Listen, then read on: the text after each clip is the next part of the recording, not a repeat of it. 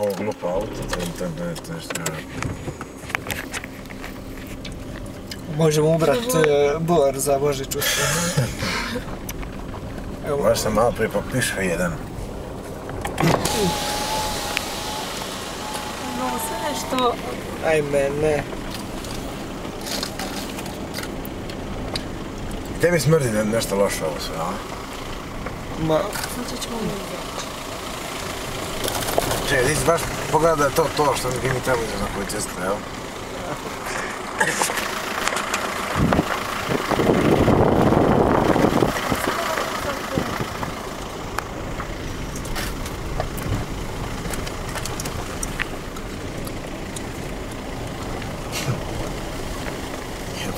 Volio bi s Audijem da proći.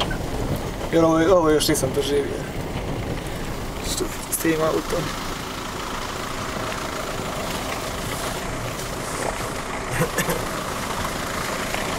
Da mislim da udeliš vodat sa R8.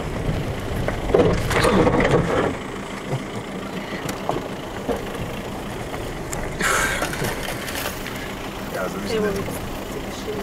Ja mislim da karter ne mogu probiti jer mi je to tamo... Pazi, Vadika, daj se uz ovu stranu više.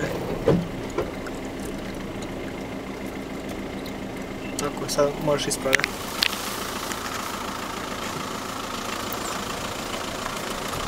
Karter ne mogu pa staviti ovdje, da? A? Karter, Ne možeš, ali možeš pasti.